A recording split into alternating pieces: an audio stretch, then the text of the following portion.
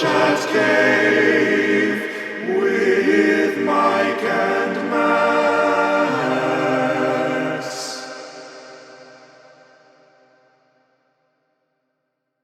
Welcome back to the Chat Cave here on McGTV, youtube.com/MikeMcGTV. Follow me on Twitter at MikeMcGTV. And I am joined in the Chat Cave, as always, by my co-host, Mr. Max Andrews from the Three Geeks podcast. How's it going? Find me at Three Geeks Podcast on all the social medias. There you have it.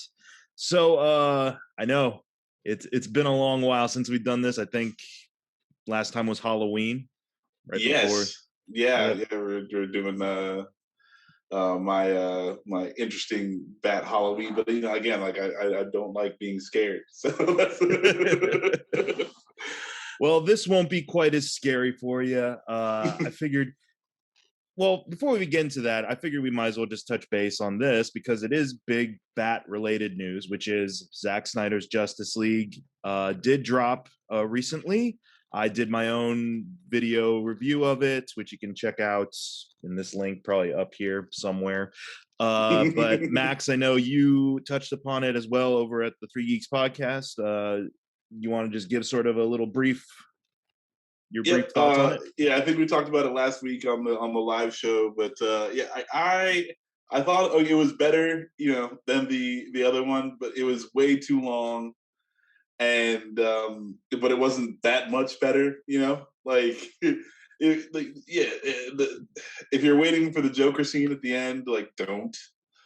I just I was very underwhelmed by the whole Zack Snyder experience, but they did do a lot of it is the better Justice League movie, but you also it took me 6 hours to watch this 4-hour movie, and it's hard to sit through all in one go. But I did like Ben Affleck more. Yeah, I was about to ask you, since this is a Batman podcast, how would you compare, say, what he was doing in this particular cut of the film compared to what he had to do over in the theatrical Whedon cut? Yeah, the Whedon cut. No, I liked him. I liked almost all the characters better in this one. But yeah, Batman for sure. I just wish we would gotten a Batman movie. This definitely makes me want the Ben Affleck Batman movie. And I'm sad that they're not exploring anything else in this universe, we got some news recently that Warner Brothers is charging ahead with stuff that is kind of far removed from this vision already. They're just like, okay, hopefully you got it out of your system, back to this stuff. Mm-hmm. So and I'm interested in the I heard that there's a possible they're going to give this treatment to the Suicide Squad, and I was interested to see if Batman had a bigger role in the Suicide Squad movie also, because that would be kind of cool. You mean the David Ayer? Yes. There's this whole release the Ayer cut now. Yes. I guess in this day and age where you have a bunch of filmmakers being like, actually my vision was going to be like this. Would anyone like to see it? I guess I'd be curious about that too. I kind of feel as though that film, there was a lot of ground floor stuff that probably didn't congeal right out of the gate. It wasn't like they went in and did massive reshoots on that film. They just had a trailer studio chop it up, essentially. So what you got was Ayer's vision. With Suicide Squad, I am curious a little bit, is there more Leto Joker? I don't know if I could handle more of Leto Joker at this point. But at the same time, that was all footage done by Ayer for the most part, unless, it's second unit directors or what have you. But at the same time, it's clearly his cinematic eye. I don't know how much, releasing how much editing is going to salvage it, honestly. But yeah. Cause that's true too. Will Smith still doesn't play a bad guy. There's no way to I don't know how you cut it up to make him make Deadshot a bad guy.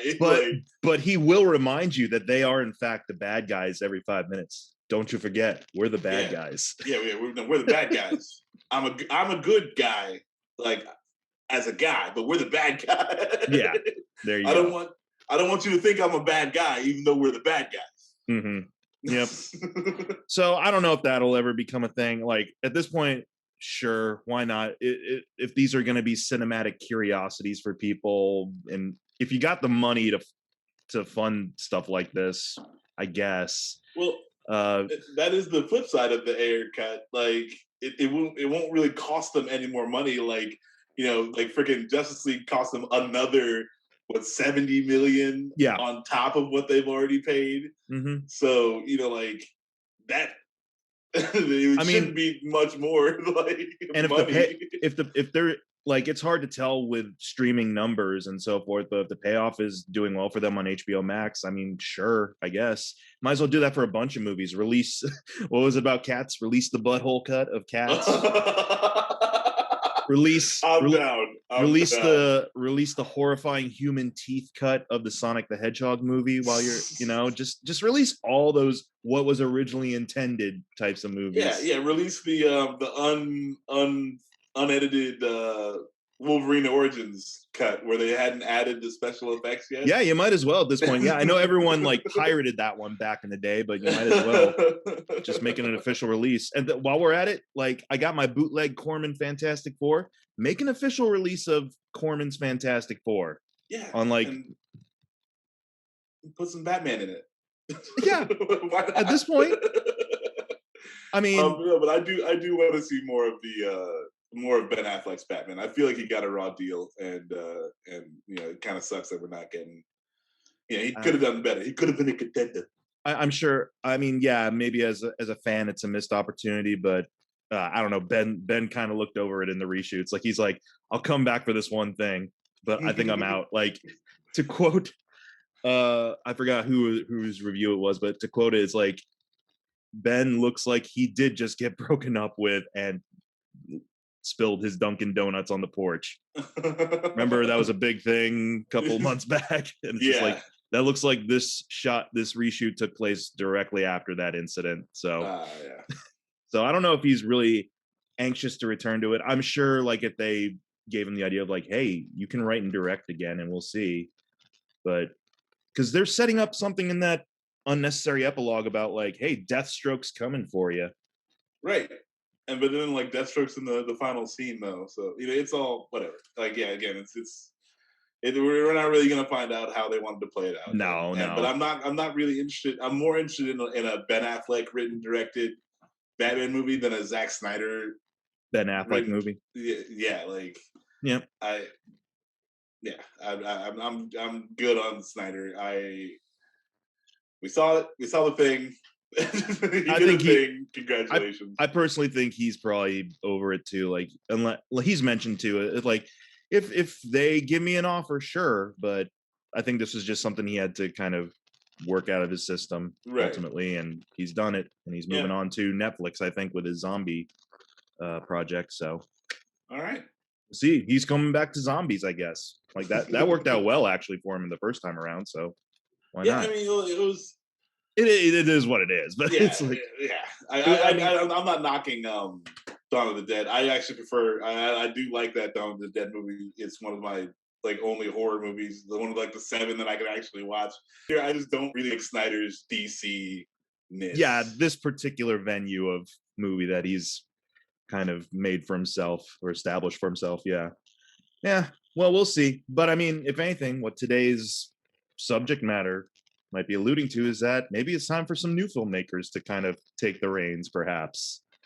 Because we're not here to talk about Justice League outright, even though we had a pretty strong section there dedicated to it. We're here to talk about another DC production, but not an official DC production, and that is the company known as Bat in the Sun.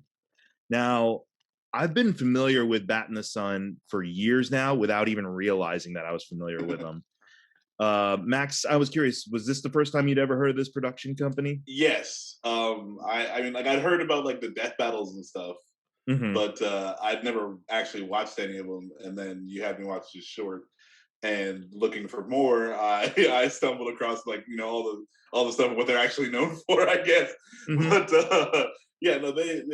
these are a scrappy young group of guys like out there doing it. Yep. So Bat in the Sun is a production company founded by, I believe his name is Aaron Shunk.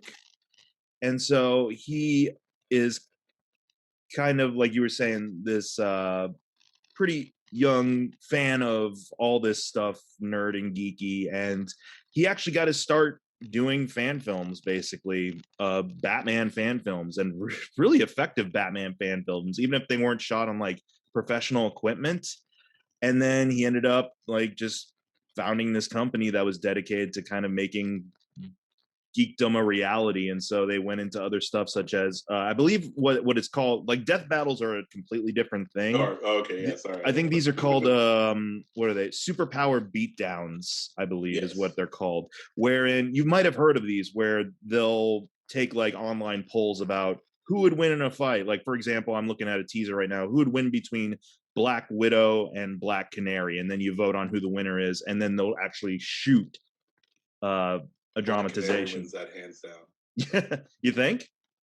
Yeah, I just don't think Black Widow could get close. I mean, like, unless it's like just the shot of Black Widow with a sniper rifle, like, you know, like a mile out. It's just a really short fan film of like zoom. Yeah. And then that's it. But no, I just think with the Canary Cry hand to hand, Black Widow goes down. There's no, that's just too much. You know, like that's the gap in powers is pretty big there. And like they're like, I don't know who actually wins that one though. So no, I'm not sure who actually wins the actual video, as it were. But I mean, they really, from what I've seen from some past productions, they really dedicate a lot of time to making it look good. Like they get actors or, you know, people who look right for the roles. Aaron Shunk actually, I believe, gets in on some of the acting himself. I think he's in these fan films that I had you watch. But he I believe has a pretty good Nightwing look. He looks like Nightwing to some degree. But he's also, I guess, a stunt guy. Like he does a lot of stunt and fight choreography and everything like that. And I've been following this guy's work all the way back in, like, I want to say the mid and late 2000s, because that's when he was kind of not as well known. He was doing, like I said, these smaller fan films. He had this one fan film that was really good called Patient J. And it's basically a guy interviews the Joker in Arkham Asylum. And of course, the Joker's an unreliable narrator. And so it takes him through his whole tour of like, hey, this is when I got thrown in the acid and I was Red Hood. Here's where I beat Jason Todd to death. Here's where I crippled Barbara Gordon and everything like that. I don't know if you can find that fan film anywhere anymore. I know I used to have it on a thumb drive at one point, but I don't know if I still have that or not. But it might have gotten taken down just because it's some of his earlier stuff. And he's probably like, yeah, I'll move past that. Or maybe there's a copyright issue or something like that. But I remember it being, definitely see that. Yeah, absolutely. But I remember it being really good, really like well acted, well shot, paced pretty decently for something that's more like a psychological thriller than an action film. And it was very, very evocative of what was going on in the comics at the time. So, but the ones that I had you watch were the more recent Batman fan films that they had put together. The first one was from a while back. I believe it's called City of Scars. Yes. That's one from a couple of years back. And that also has Batman, the Joker, Harley Quinn shows up for a little bit, Zaz, Scarface, and the Ventriloquist are in there. Yeah, that was a good pull. I was like, holy crap. You know, like I like the deep cuts. I was curious, what were your thoughts about City of Scars to start off with? City of Scars, I don't like it as much as I like the other one. It runs a bit longer, and but it's still really good. And like you're saying, it's very well shot. And for someone, you know, like who's not funded, and you know, like they're doing their own thing, like the camera work is excellent. The fight choreography is pretty good. And even the acting is solid for, you know, it's just like a bunch of people doing a thing. Like, I was impressed. I'm impressed. It's and then they get better, you know, and that's the other thing. I dug City of Scars, and again, like they pulled a lot of characters from Batman lore, and it was really interesting to see, just how these guys. It's like watching Batman the animated series. It's like you get all of this stuff, but they did it with a 10-minute fan film. And I really dug it. I like the old school Bat costume that they had. Like it was like the cloth Bat costume in that one. So like there's a lot of cool things going on. I always feel like their Jokers aren't quite there. But again, like yeah, the guy who played the Joker in City of Scars, he's the one who did the role in the Patient J short that I saw. And so yeah, he's definitely going for, I want to say, a more Hamill Romero type of approach with the Joker being very over the top. But yeah. Yeah, and but it's like it's hard, and but I'm not even gonna hate on him, because I mean, like he chose to do a thing, and then that's the thing they went with, and like I can't fault you for that, because it's just like a bunch of guys in a basement somewhere doing this thing.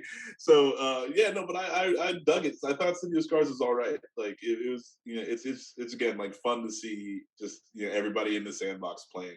Right. I don't know if I can't remember the exact timeline that it came out on, but I believe it came out before even Affleck's casting was announced.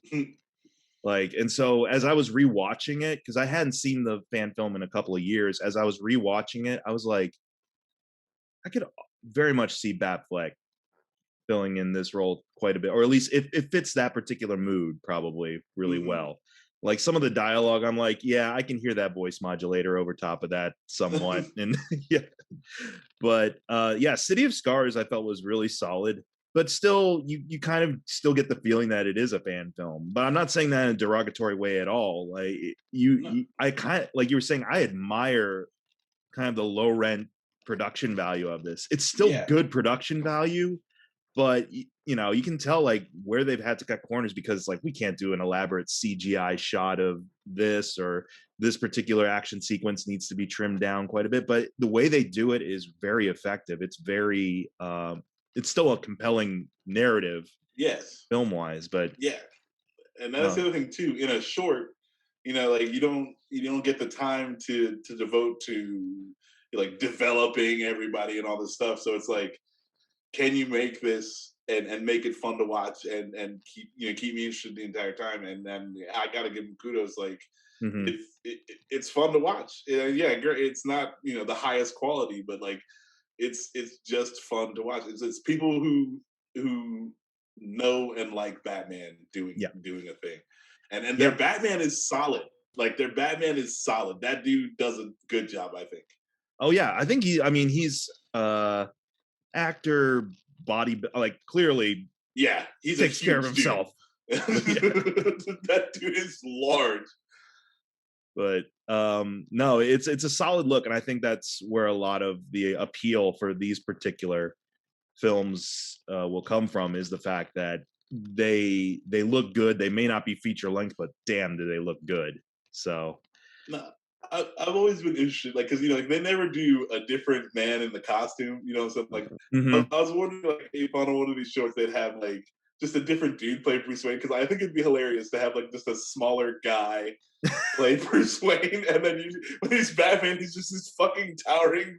Yeah, he's just like hulking. Well, I think for the most part, it is the same dude, but I mean, they do have a team of stuntmen. Like there is like a Batman stuntman on their production team, I believe, and everything like that. And of course, like I said, Shunk himself, I think, does stunt work, so he gets involved from once in a while with the choreography and and the fight choreography is solid too. I mean, like it's not. I wasn't laughing, it's not like pow biff and all that stuff. Like it's no, I mean it's slick. It's slick looking, and at no point do you kind of feel like, sure, there if you want to nitpick it, absolutely there are moments where you're kind of like, okay, they wrangled it in a bit because they can't have a more expensive looking shot, but at the same time it's like, you know what, it's just as brutal as that one fight in Batman v Superman where he's in the warehouse. It looks just as brutal. So yeah, the one good part of Batman v Superman. Yeah, that one. We're not here to talk about that.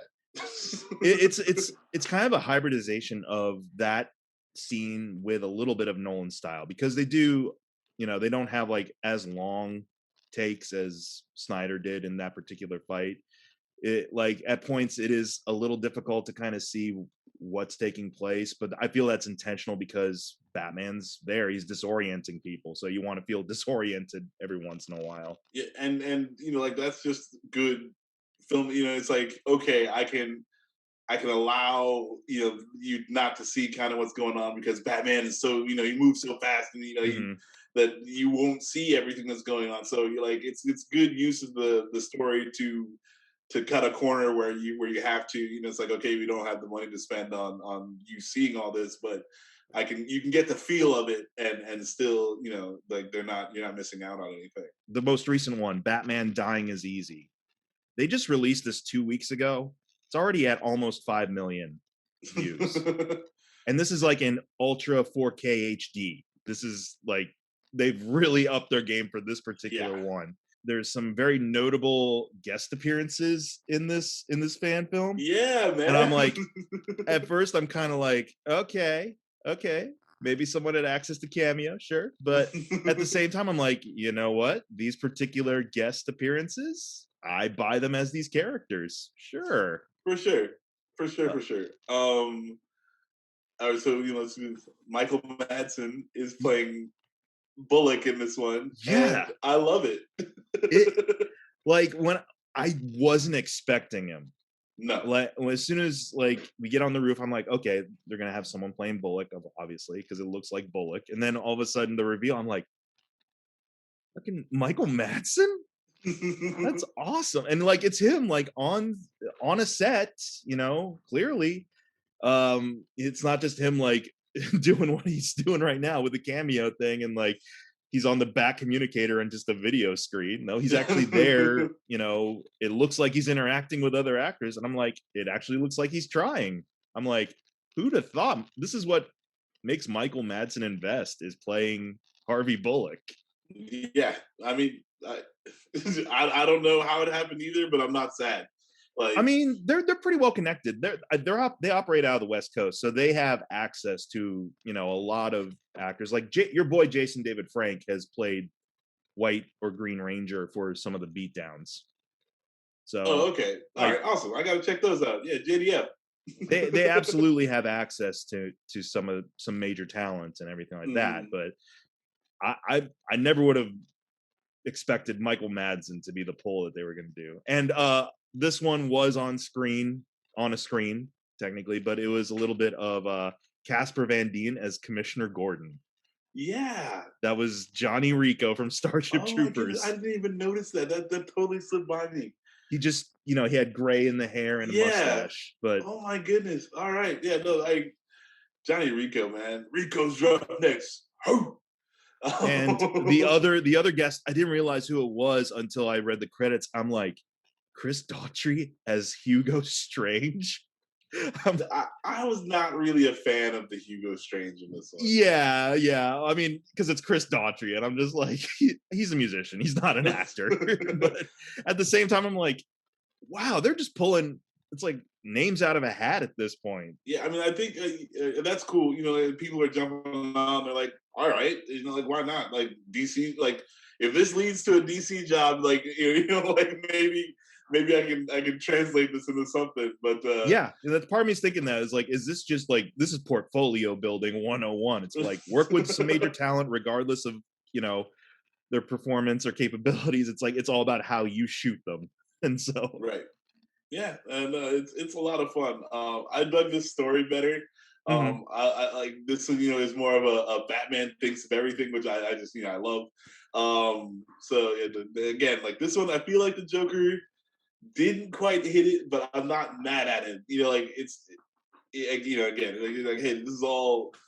They're not getting Warner Brothers money to do this, so you can't get freaking Daniel Day-Lewis to play the Joker. Right.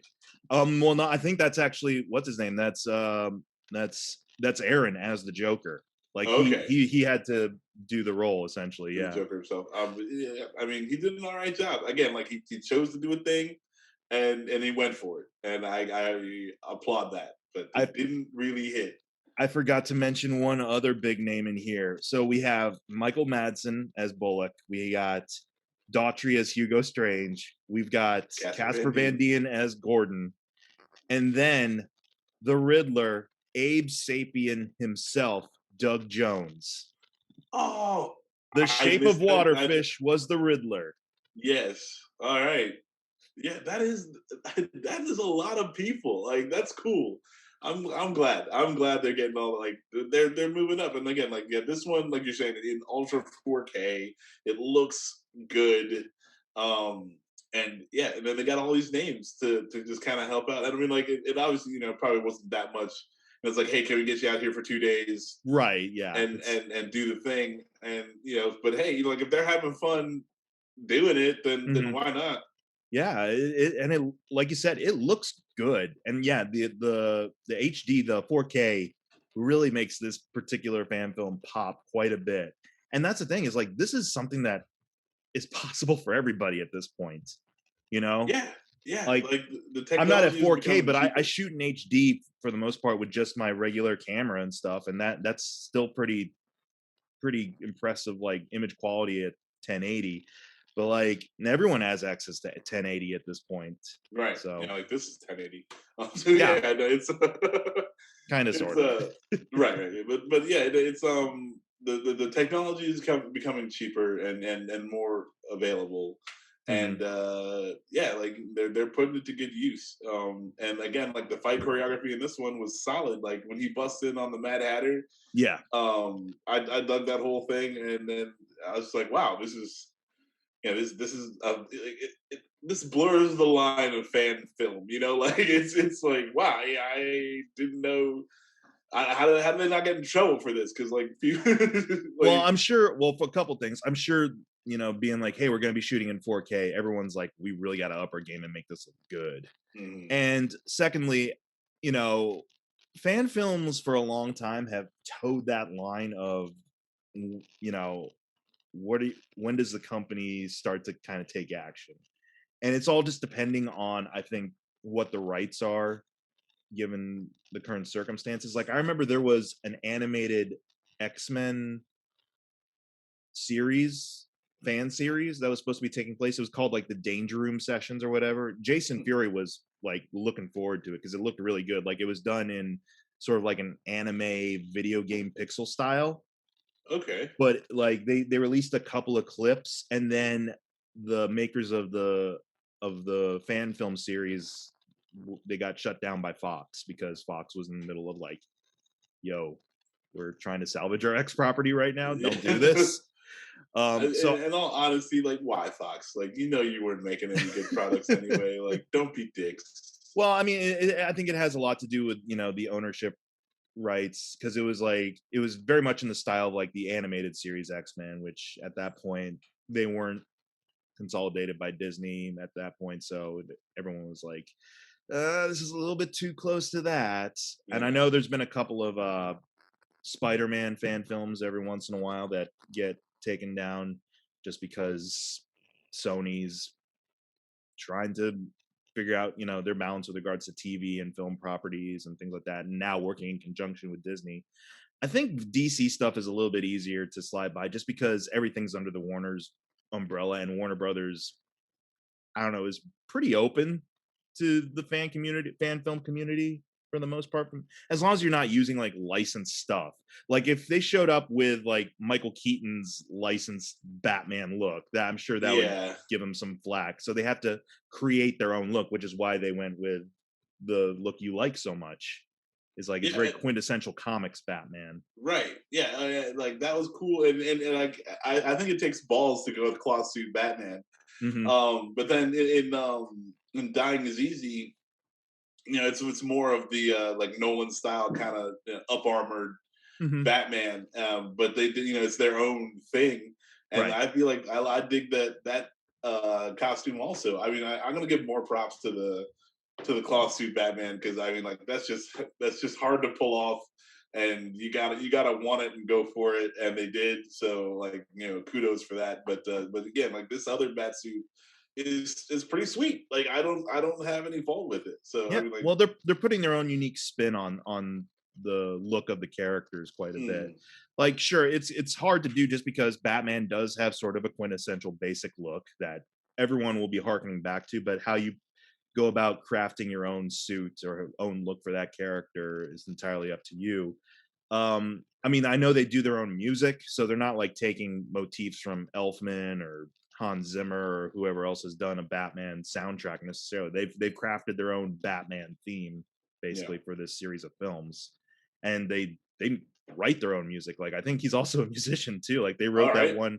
they wrote that one song at the end of the film where the I think it's the little girl who plays Harley Quinn was singing it. And it's like there you go, Yeah. I mean, I guess multifaceted group of when talent. you just have all the talent in the world, I guess you can make your own Batman fan films. So Yeah. that's utterly ridiculous.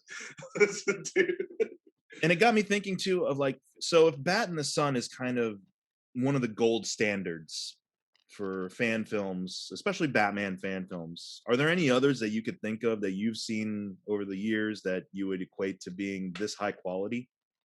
No, see, I haven't watched a lot of Batman fan films. Hmm. So like, I mean, this is a home run out of the park. I don't see anyone again. Like, I didn't know this was possible. So like, this being the gold standard, like, I don't know who could touch it.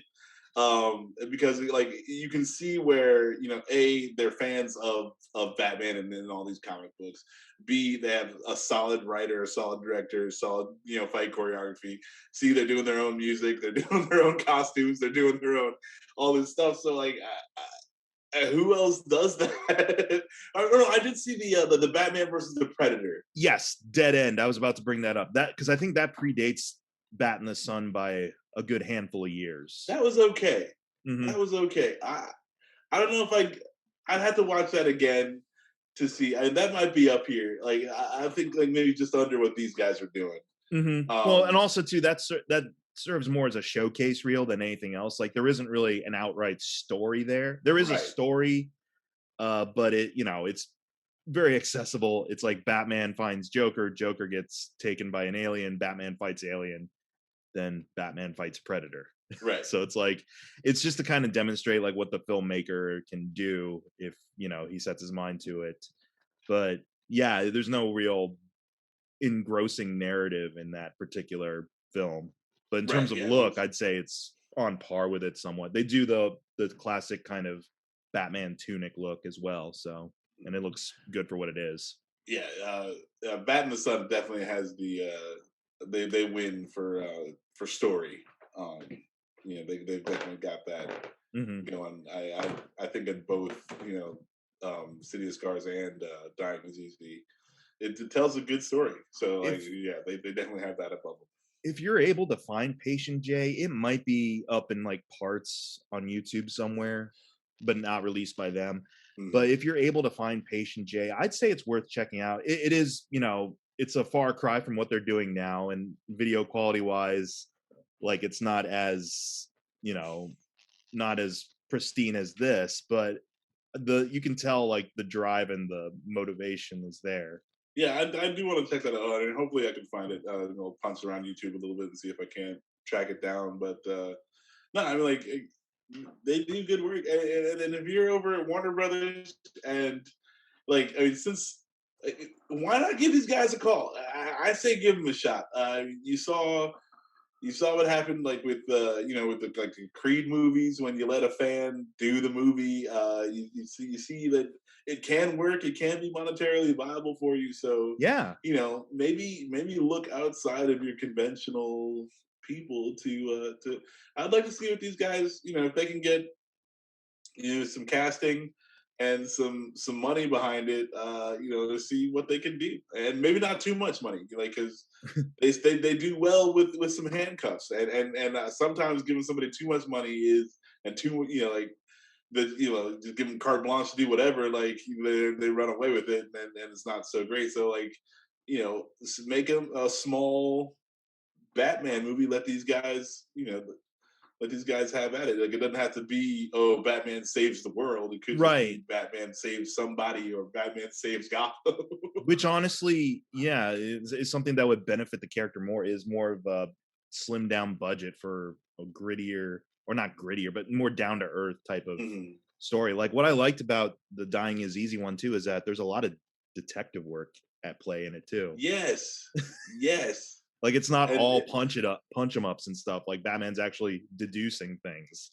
yeah, and then like or in City of Scars, like it's just a line, but it's still like oh, I had to put down my Zaz investigation to Mhm. check this out, and I was like, and I'm kind of pissed off about it. Like that's cool stuff. Like I dig that. So yeah, Yeah, I mean, it hey, doesn't.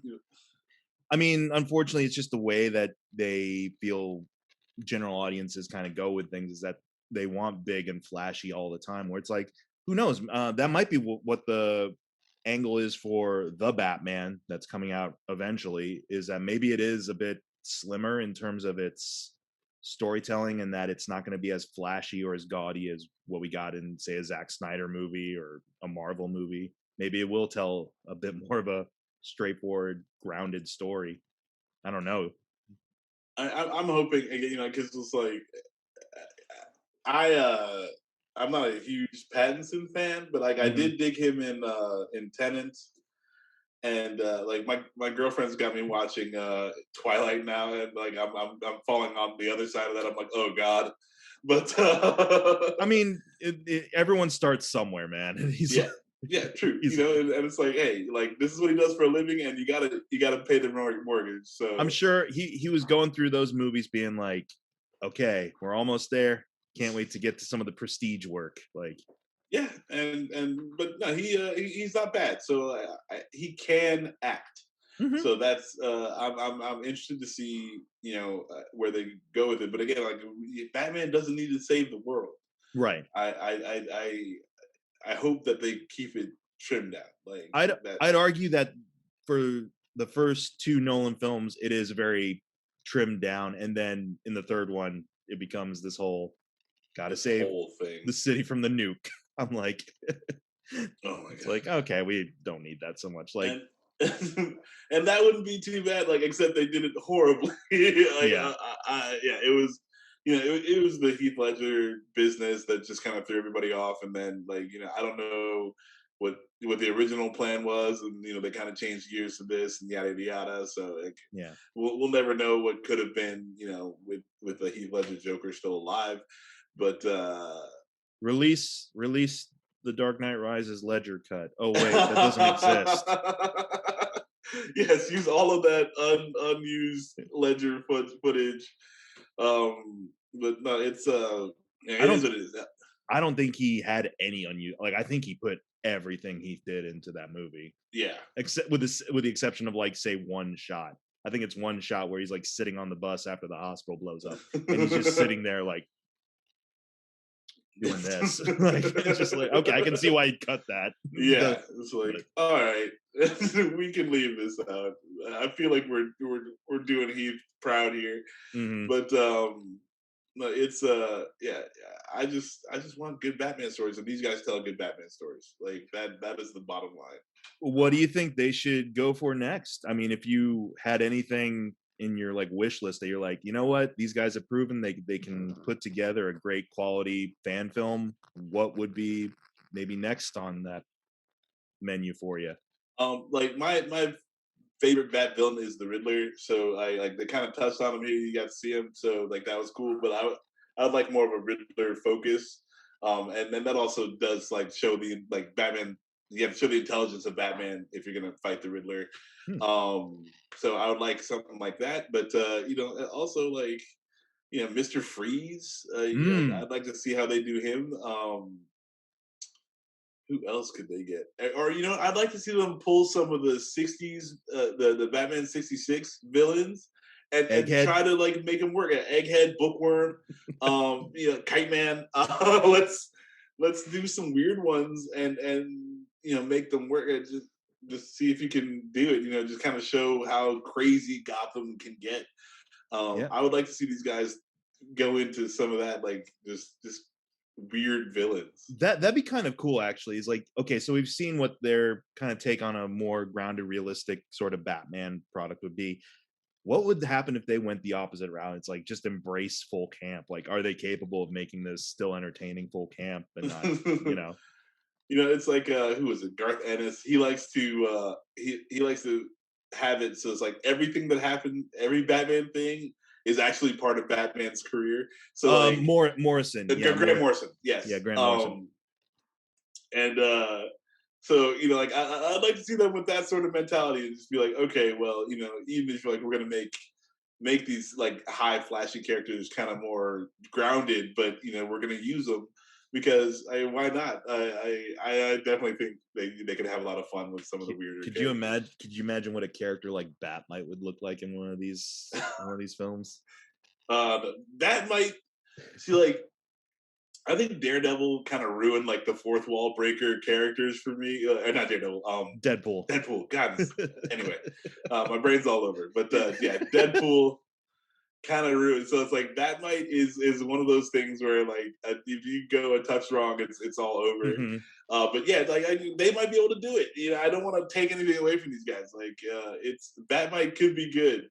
But not too much fourth wall breaking and keep him kind of just like moving throughout. There is one thing that I'm seeing in his filmography that I feel if he were to come back to it now, it would be an interesting, take. Is that one of his first fan films was a year one movie about Batman Beyond. And I think I have seen parts of that. I can't recall. But like I said, it was like 2003. It's one of his early ones. So, it's shot on some, pretty basic video equipment. Right. But I do remember enjoying it for what it was. And I'm curious now with the tools that he has at his disposal and the tech that he can kind of cobble together to make things at least look good, even though they're not going to be like huge, big budget blockbusters. I'd be interested to see what a Batman Beyond fan film from these guys looks like now. That would be cool. I'm down for that. I was actually watching don't hate me, don't judge me. I was watching TikTok the other day, and I have no opinion on TikTok. So.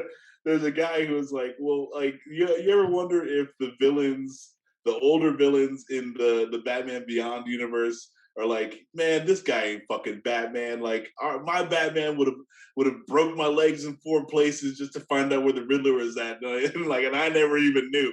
And like this guy's over here cracking jokes. If Batman ever cracked a joke to me, I'd probably shit my pants and go insane. So you'd like that type of fan film where it's a bunch of the old dudes kvetching about who does this whippersnapper think he is? Yeah, like how dare you call yourself the Batman? But no, like that. I'm 100% down. I love Batman Beyond. I love like Terry McGinnis. I love the character arc. I'm definitely a fan of the cartoon. But yeah, I think these guys can handle it. And again, like they are obviously well versed and they are obviously fans. So and again, I would be down. You could pull some major talent and they wouldn't have to dedicate too much time to it because in Batman Beyond, everyone's talking through like the suit and there's like heads up displays and things like that. You could just have Kevin Conroy just cameo voice wise as old Bruce. Ooh, that would be good. That'd be good. That would be good. You like that, huh? I'm 100% for that. I love Kevin Conroy. Like every time that guy can work, I'm happy to let it happen. Like we wouldn't have to technically see him because he's just at the computer whenever Terry's on patrol, and you just need to hear his voice in his ear. Yeah. Oh yeah. And the Batman Beyond Ace the Bat Hound made my top 5 animals on an episode of 3 Geeks a few weeks ago. Oh, you could train it. You could train a dog to be as lovable as Ace. Absolutely. Yeah. I mean, just get you a black, sleek-looking Great Dane and just have sit him down there next to Kevin Conroy, just make him look all badass. I'm down. I'm 100% down for this. So if you guys are listening, Bat in the Sun folks, that's me and Max's wish list. Yeah, is a little bit of some campy stuff. See what it would look like through your filter from the '66 show, and a little bit of some Beyond. Maybe come back to Beyond. So do it up. That is that. Like you guys are out there doing God's work. So just keep it up. Just keep that little flame of hope, good Batman stuff burning. Yep, because who knows when we're gonna finally see the Batman, and who knows when we're gonna have that Batmobile so bad. You just want the car, It's like you guys can keep the movie. Can we just release that car? Yeah, just like let the car drive around, like let me get some YouTube videos of the car driving around. I'll be fine. That's all I need. Yeah. No, what did you think about their Batmobile in Dying what's is the second? Dying is easy. Yes. Yeah, I liked it. I liked it a lot. It's very like I said, it's a very good amalgamation of a lot of different designs, I feel. But it was effective. And like I said, you know, you're not going to be seeing a lot of really intricate, like drastic gadget type stuff that's going to be at play with it, but it's got a great look to it. And I feel that's all that's needed for this particular product is just give me that glamour shot of the Batmobile and we're good. Like it worked even in the previous one where it was just a bat cycle. Like I'm like, it's simple, it's streamlined, but I dig it. I feel like that's not a bat cycle. Like, it was a bat cycle, but I was like, he borrowed that. He borrowed it's a motor. It's utilitarian. It's a motorcycle. He doesn't have to put any like bat wings too flashy on it. Like one symbol, one little logo, and that's all he needed. So I feel like if you do up the headlamp like a bat, you're fine on a motorcycle. Which is I think that's what they did. It's like But again, it's probably because it's probably expensive as hell to decal up a bat cycle. So let's just keep it bare bones. Hey, you know, that's the beauty of it. Like I like when, you know, when you get those like sleeper movies, you know, like say Upgrade came out a few years ago, or I like, you know, like a Lucky Number 11. It's just like a movie where they don't have a huge budget and you can tell, but it's like they do a lot with it, and maybe the constraint forced them to be creative in ways that they didn't, you know, originally think they would have. Yeah, honestly, I'm a firm believer, and I know this is something that I mentioned Roger Corman earlier, who is infamous for doing so much with so little monetarily. And so I feel, it's like rein in some of these huger budgets and it'll make storytellers more creative. It'll make their decisions more creative. Yes. Yeah, I agree 100%. And these guys are out there doing it. But that's all I had. I just need to touch on the Batmobile because that's your thing. I love me a good Batmobile. Yeah, that's kind of your kink on this podcast. Is The Dark Knight Rises sucks and Batmobiles galore. Gimme. And I'm a simple man. You know, you got me pegged. You know, I'm a guy with simple tastes. Anyways, R.I.P. Heath. But that is all I got for this installment of Chat Cave. I want to thank you again, Max, for reconnecting. Hopefully we won't be another 5 months, but what have you. It happens. You know, like global pandemics happen. So it's all good. Well, hopefully we're almost through the tunnel. Hopefully I'll be able to see you guys in person again sometime. Yes. If you guys come out this way, or if I ever make it back for a convention, you know, at some point we'll reconnect in person. But until then, I'm still enjoying these little chat caves we do from time to time. And you can catch us, same chat time, same chat channel, McGTV. Peace.